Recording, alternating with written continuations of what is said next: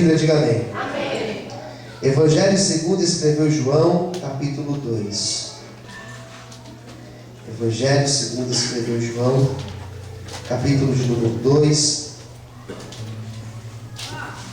Vamos ler aqui o texto da palavra de Deus.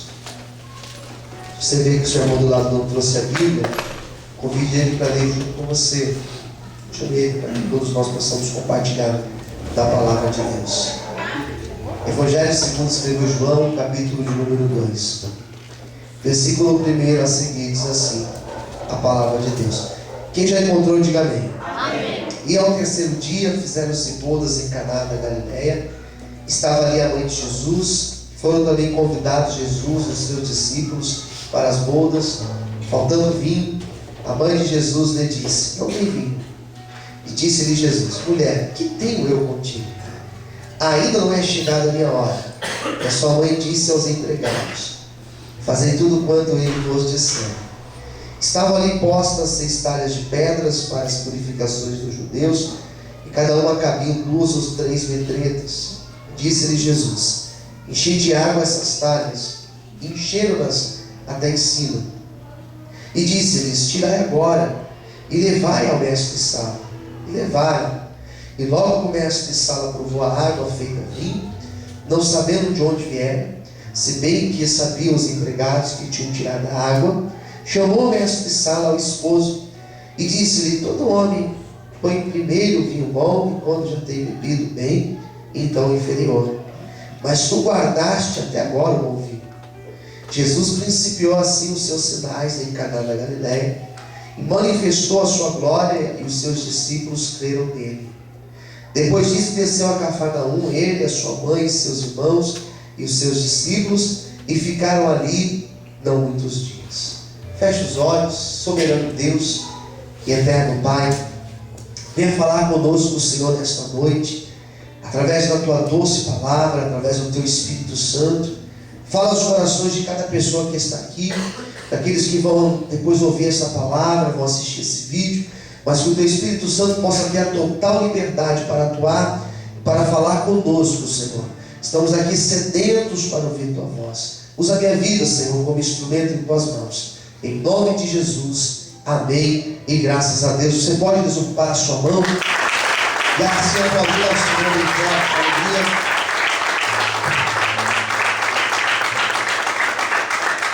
Amém, queridos? Jesus, ele passa toda a tua infância, toda a tua adolescência, a sua juventude. Ele passa na sua casa, no seu ambiente, onde ele tinha nascido, onde ele estava morando. Nós não temos relato algum de que ele fez algum milagre, que ele curou algum enfermo, que ele ressuscitou algum morto, que ele orou por alguém possesso por demônios. Nós não temos relato algum de ao menos um milagre que ele tenha feito. Existem alguns evangelhos chamados evangelhos apócrifos, que não estão na Bíblia, que vão falar de algumas coisas, mas nós não podemos ter como verdade, né? Isso serve como história. Mas de fato, algum sinal, algum milagre relatado nas Escrituras, nós não temos, né? Nós temos esses outros escritos que vão falar de algumas coisas, mas a fonte também é incerta. Mas o texto de João, ele é interessante, porque esse milagre aqui, como João chama, este sinal, em nenhum outro evangelho nós temos um relato. É interessante, porque em Mateus não tem essa história escrita, nem em Marcos, tampouco no evangelho segundo escreveu Lucas. Apenas João cita este sinal, e apenas João vai falar que este foi o primeiro sinal que ele fez. E você começa a perceber, ele passa a sua vida inteira sem fazer um milagre, e quando ele vai fazer um milagre, ele não cura um leproso, ele não ressuscita um morto, ele não dá vista ao cego. O texto vai dizer que ele estava dentro de uma festa e que tinha acabado o vinho da festa, e que ele transforma água em vinho. O primeiro milagre dele foi esse. O primeiro milagre, o cartão de visita dele. Existe um ditado que diz que a primeira impressão é a que fica. Então a primeira impressão que ele dá é que ele transforma água em vinho. E pensando nessa perspectiva, pensando nessa linha de raciocínio, considerando que cada sinal, João não vai falar muito de milagres. Se não me engano, são apenas 7 milagres que João cita. Ele não fala nem milagre, ele fala sinal. Considerando que em cada um desses sinais nós temos uma revelação de quem é Deus, da maneira que Deus estava em Cristo e Cristo em Deus, considerando isso, nós podemos pensar: por que ele fez isso? Esse poderia ter sido o segundo milagre, ou o terceiro. Mas por que João fez questão de dizer? Ele começou dessa forma aqui, ó. Ele começou dessa maneira. Nós podemos pensar algumas coisas. E a primeira delas é que Jesus, é que Deus, Ele não está ausente, Ele não está fora do meio, mas Jesus está no meio. A impressão que eu tenho quando eu leio essa história é que Jesus, Ele não estava fora da festa, mas Ele estava dentro da festa. Jesus não estava fora da comunidade, Ele estava dentro da comunidade. Ele não estava fora do grupo, mas Ele estava dentro do grupo. E apesar de Ele estar dentro daquele grupo, houve uma necessidade. E apesar de Ele estar no meio daquela comunidade, daquele povo, mesmo assim houve, em um dado momento, uma necessidade. E a outra impressão que eu tenho é que essa necessidade, ela foi providencial. Não foi por acaso o que aconteceu. A impressão que eu tenho é que aquele milagre ou aquele sinal não aconteceu por acaso, mas existia um propósito. Falando mais claro, houve um propósito para o vinho acabar. Houve um propósito para aquela situação ter acontecido. E é da mesma maneira na minha vida e na tua vida. Existe um propósito de nós estarmos aqui. Existe um propósito de talvez ter uma necessidade da tua vida. Existe um propósito do vinho ter acabado na tua vida. Existe um propósito das coisas não estarem como você gostaria. Existe um propósito para tudo que está acontecendo. Por isso, descanse. Jesus não está fora, Ele está dentro. Ele não está fora do barco, Ele está dentro do barco. Ele não está fora da tua necessidade, Ele está dentro, Ele está contigo. E Ele vai suprir a tua necessidade, se você crer. Aleluia. Você pode aplaudir o Senhor.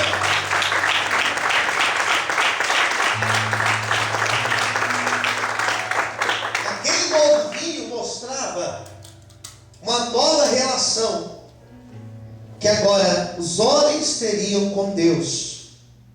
Em Cristo nós adquirimos o maior bem que Cristo pôde nos dar, junto com a salvação. Foi um novo relacionamento com Deus. Isso foi talvez um dos maiores presentes, junto com a salvação. Porque agora nós temos um relacionamento direto com Deus. Fala para quem está do teu lado: você tem um relacionamento direto com Deus. Nós não temos mais intermediários. Nós não temos mais sacerdotes entre nós. Nós não temos mais pontes entre nós. Agora nós temos um acesso livre. Agora a porta de Deus está aberta e qualquer um pode entrar lá, sentar com Ele, adorar e glorificar e exaltar a Ele. Amém, queridos? Por quê? Porque nós temos livre acesso a Deus. Nós temos livre acesso ao Pai. Jesus então estava mostrando: agora vocês terão um novo relacionamento com Deus. Amém. Glória a Deus. Queridos, eu quero nesta noite falar, em cima desta palavra, 5 aspectos de Jesus dentro desse texto. Eu quero destacar 5 maneiras que Cristo se revela dentro desse texto. Eu creio que o Senhor vai falar conosco. Fala para o teu irmão do lado, fica atento. Deus vai falar com você nessa noite. O que me chama a atenção desse primeiro milagre é que ele não é tão grande, percebe? Ele não é tão chamativo como o último que Jesus fez. Qual foi o último que ele fez, né? Foi a ressurreição de Lázaro, um dos últimos. Segundo João, foi talvez o último que ele fez. Ele começa fazendo algo que é simples. É muito interessante isso, porque existe um outro texto, se não me engano, Mateus capítulo 8, que fala que Jesus cura a sogra de Pedro. Quem já ouviu falar desse texto? Diga amém. Amém. Quem já ouviu falar assim? Diga amém. Amém. Por que Jesus, o que a sogra de Pedro tinha? Ela tinha febre. E febre, aparentemente, é menos sério do que alguém que é cego, do que alguém que é leproso, do que um paralítico. A febre parece algo tão simples. É a mesma história aqui que eu estou lendo. A preocupação de Jesus foi de não deixar faltar o vinho naquela festa. Parece algo tão insignificante, parece algo tão pequeno, mas isso é segundo a minha ótica. É igual você chegar para mim depois do culto e me contar o seu problema, e eu olhar para o seu problema e falar assim: ô fulano, esse problema seu é pequeno, esse problema seu aí, acho que é coisa pequena. Tem pessoas com problemas maiores. Você concorda que tem pessoas com problemas maiores que o seu? Quem concorda? Diga amém. E bem maiores, não é verdade, irmãos? Bem maiores. Eu acho que na Galileia, eu acho que em Cafarnaum, eu acho que em Betânia, eu acho que em Jericó existiam pessoas com problemas muito maiores do que um casal que tinha dado uma festa e o povo bebeu tanto que acabou vindo da festa. Como também tem pessoas que nesse exato momento têm problemas infinitamente maiores do que o meu e do que o seu. Talvez aqui dentro desta igreja agora tem alguém me ouvindo, e o problema dessa pessoa é um problema maior do que o problema de todos nós aqui juntos. Talvez tem pessoas que estão agora com problemas de enfermidade na sua casa ou na sua vida, que talvez ninguém saiba aqui dentro. Mas o interessante da história é que, apesar de parecer ser um problema muito pequeno, percebe que alguém se preocupou com esse problema? Percebe que Jesus deu atenção para essa família? Percebe que Jesus parou para ajudar esta família? O que eu quero dizer nesta noite é que Jesus, que se preocupou de curar um leproso, de levantar um paralítico que estava numa cama, de dar vida ao filho da viúva de Naim, esse mesmo Jesus também se preocupou com uma mulher que estava com febre, também se preocupou com um casal que tinha dado uma festa e tinha acabado o vinho. Não importa o tamanho do milagre que você precisa, não importa a tua necessidade, não importa se o teu problema ele é financeiro, é um problema sentimental, é um problema na escola ou na faculdade, não importa o problema, o tamanho do seu problema, o meu Jesus, Ele se preocupa comigo, Ele se preocupa com você, Ele sabe do que você precisa e Ele vai suprir. Se você acredita, glorifique e aplaude o Senhor essa noite. Aleluia!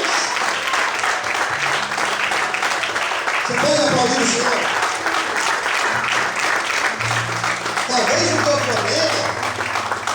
Talvez o teu problema seja que amanhã você tem uma entrevista e não tem o dinheiro da condução.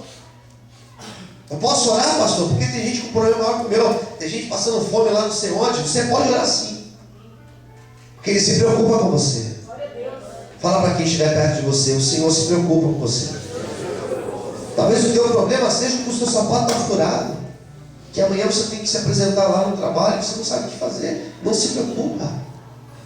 Meu Senhor, Ele cuida dos problemas grandes, mas Ele se preocupa também com os nossos problemas pequenos. E eu sei o que é isso, irmãos, o que é Deus se preocupar em nossos detalhes da nossa vida. Amém, queridos? Quem entendeu, diga amém. Segunda coisa que Jesus demonstra com esse milagre: o primeiro foi que Ele se preocupa independente do tamanho do problema. 2, o primeiro milagre foi milagre de transformação. Transformação. Quem entendeu, diga amém. Jesus transforma. Jesus transforma. Ele muda. E quando nós pensamos em transformação, a maioria de nós já logo ligamos a ideia de uma pessoa sendo transformada. É verdade? De alguém que era de uma forma e essa pessoa foi transformada. De alguém que tinha um temperamento e foi transformado por Deus e hoje tem um outro temperamento.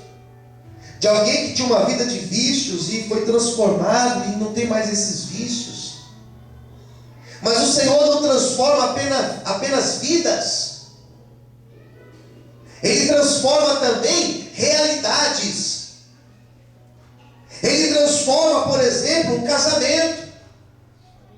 Ele transforma, por exemplo, a nossa condição. Quem entendeu, diga amém. Ele muda. E a transformação do Senhor, ela acontece às vezes de forma lenta. A mudança, às vezes, ela vai acontecendo de forma lenta. Tem pessoas que parece que a obra está até mais devagar do que o normal. São 10 anos, são 15 anos, e a pessoa parece estar na mesma ali. Mas existem algumas transformações, que a pessoa está de um jeito, daqui a pouco ela está de uma outra forma, e a transformação acontece rapidamente. O milagre da água e vinho, a água não foi sendo transformada. Não foi sendo transformada, não foi um processo, foi transformado. A impressão que eu tenho é que estava de um jeito, quando puxou, ali já estava o vinho. A impressão que eu tenho é que tinha um pano em cima, e quando eles tiraram o pano, e de repente eles olharam, e lá dentro já estava o vinho. Foi uma mudança rápida, foi uma mudança que aconteceu assim, queridos. Deixa eu liberar uma palavra de Deus para a tua vida. Levanta sua mão para o céu, eu profetizo. Tem mudança chegando na tua vida, e vai ser uma mudança rápida, vai ser uma mudança rápida, vai ser uma mudança que vai deixar a gente surpreendida, porque o Senhor, Ele vai mudar a história de pessoas aqui, Ele vai mudar a tua condição, Ele vai mudar a tua família. Se você crê, bate palma e adora o Senhor nessa noite, em nome de Jesus. Ele transforma, Ele transforma. Será que você pode aplaudir o Senhor? Ele vai mudar a tua condição, vai mudar a tua sorte. Aleluia. Transformar isso aqui, irmãos, é virar uma página. Fala para o seu irmão do lado, Deus vai virar uma página na tua vida. Vai mudar, irmãos. Vai estar de um jeito, daqui a pouco vai estar de outro. Eu creio, irmãos. E eu tenho visto Deus fazer isso. Está um céu nublado, daqui a pouco muda. Aquele céu está claro para a glória de Deus. Terceira coisa que eu aprendo com esse milagre aqui: Jesus conhece a nossa necessidade. E tem mais: Ele supre todas as nossas necessidades. O que faltou naquela festa, o que faltou ali não foi aquela bendita batatinha com óleo. Você gosta de batatinha com óleo? Eu gosto, é bom demais. Não foi a carne maluca. Carne maluca ou carne doida que fala? É carne louca ou maluca? Louca, maluca, né? Como diz aquele fã que faz coisas absurdas, né?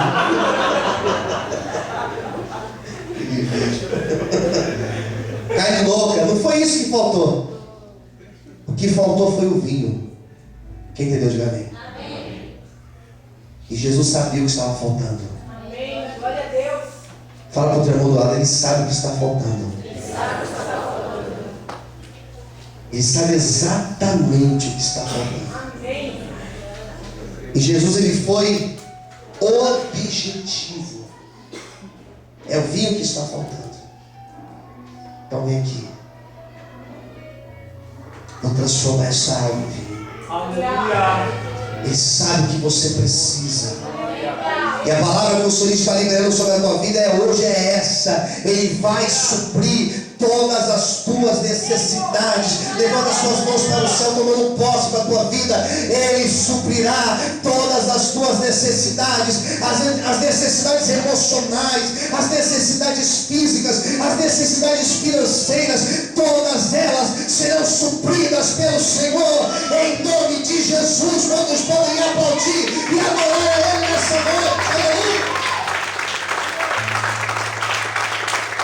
Aplaude o Senhor.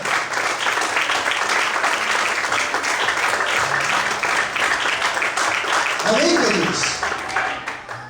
Quem crê que esta palavra é verdadeira, diga amém. Amém. O Senhor sabe o que eu preciso.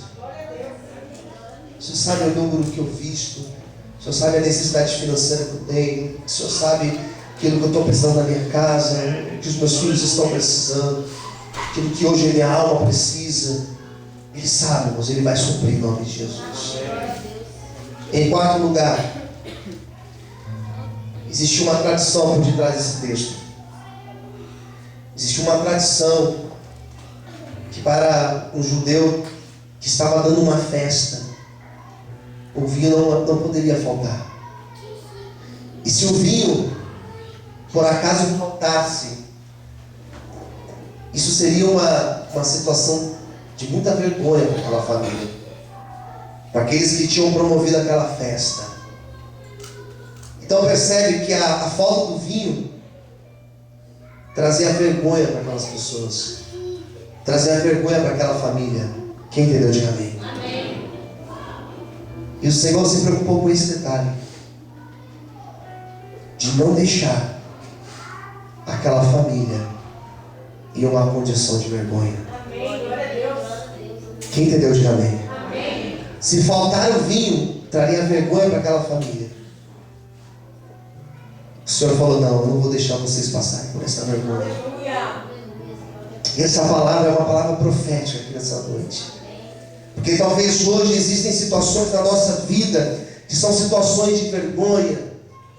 Talvez hoje na nossa vida existem situações que, se nós pudéssemos, nós esconderíamos.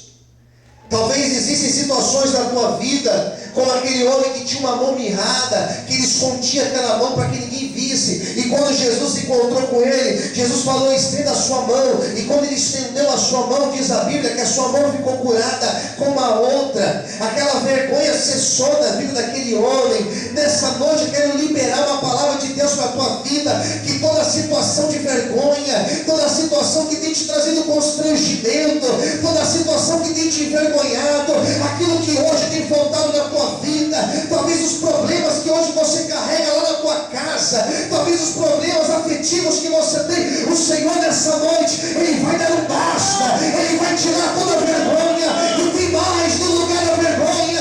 O Senhor vai trazer a dupla honra dele para a tua vida. Essa semana ainda, o Senhor vai trazer honra. Se você crê, glorifique e aplauda Ele bem forte, em nome de Jesus. Aplauda o Senhor nessa noite. Você pode glorificar a Deus. Profetiza sobre quem estiver ao teu lado. Diga, Deus vai tirar toda a vergonha da tua vida. Profetiza isso. Profetiza a vida de outra pessoa. Deus vai tirar toda a condição de vergonha da tua vida. Amém? E diga assim para ele, no lugar da vergonha, Deus vai dar dupla honra. Quem acredita nessa profecia, abre a boca, glorifique e aplauda o Senhor. E adore Ele nessa noite, em nome de Jesus. Aleluia.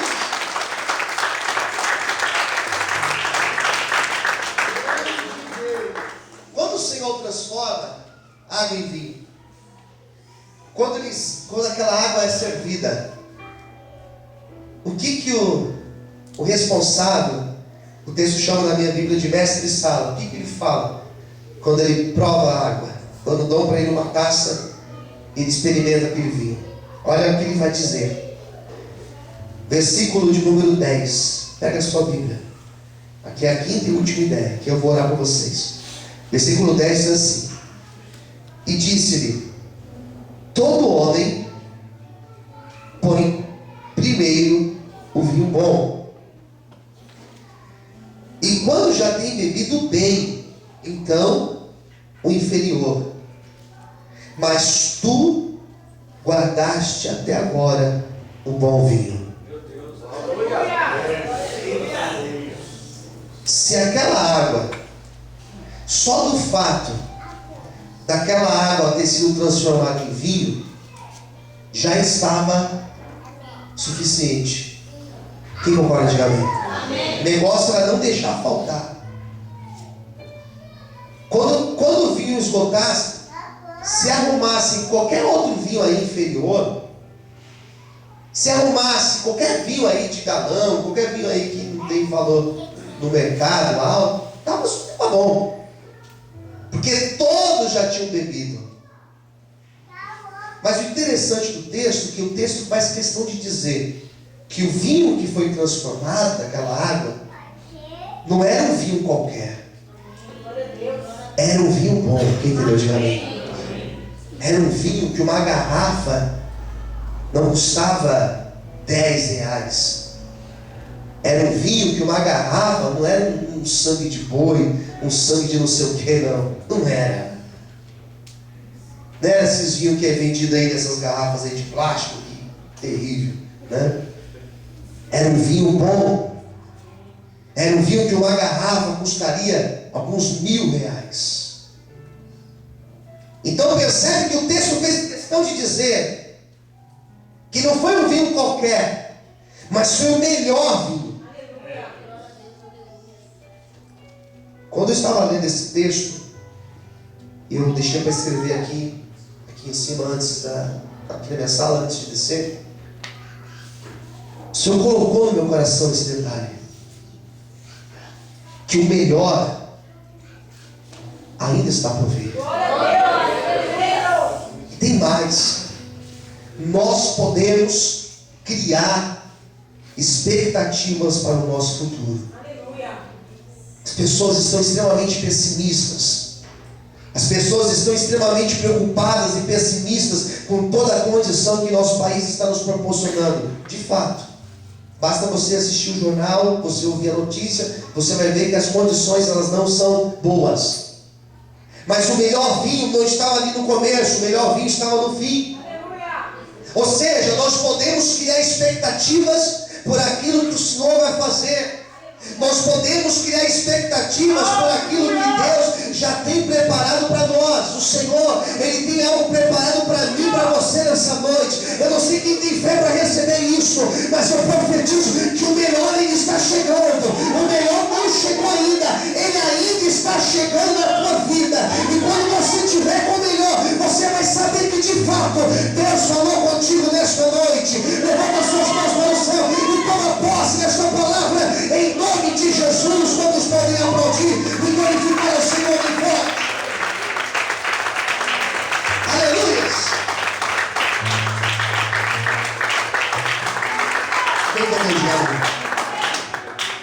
Cada sinal, cada milagre que Jesus fez mostrou realmente uma face de Deus. E nesse milagre aqui, nesse primeiro, eu pude de fato perceber que em todo o Evangelho, que em toda a história de Cristo, nós sempre tivemos um Cristo que se preocupou com todos. Ricos ou pobres, Jesus se preocupa com todos. Eu pude perceber que todos que se encontraram com Jesus, ricos e pobres, tiveram as suas vidas transformadas. João 18 fala de um cego de Jericó que foi transformado. Lucas 19 fala de um homem chamado Zaqueu, rico, que foi transformado. Então uma das marcas de Jesus, ele passando por essa terra, foi por onde ele passou, ele transformou. Quem crê nesse Jesus, diga amém. Eu pude ver em todo o Evangelho, todas as histórias, todos os milagres, que ele sempre veio para suprir necessidade. povo tinha fome. Mande embora, Senhor? Não. Vamos alimentá-los. Pescamos a noite inteira, nós não pescamos nada. Então eu vou trazer peixes para vocês. É um Jesus, é um Deus que sempre supre a necessidade. Eu pude perceber no Evangelho, nas histórias, que todos aqueles que carregavam uma vergonha, que carregavam uma condenação, seja uma mulher adúltera, seja a mulher samaritana, todos esses que carregavam uma acusação sobre si, Jesus veio e tirou toda a condenação de vergonha. E por fim eu pude perceber que todos que se encontraram com Jesus prometeu um futuro. E às vezes não era um futuro para a nossa vida aqui, era um futuro na glória. Eu quero nessa noite liberar esta palavra sobre a tua vida, profetizar que Jesus, hoje Ele está fazendo uma grande obra de transformação. Uma transformação de dentro para fora, uma transformação que começa aqui dentro. E essa transformação, as pessoas vão olhar para mim e para você, e elas vão saber que verdadeiramente Jesus passou pela nossa vida e deixou uma marca de transformação. Se você recebe esta palavra, glorifique e aplauda Ele nessa noite. Eu convido você agora a fechar os seus olhos, a curvar a sua cabeça nesse momento, fazer uma oração junto comigo. Tem que ir no Evangelista Marco fazer essa oração. Vamos orar.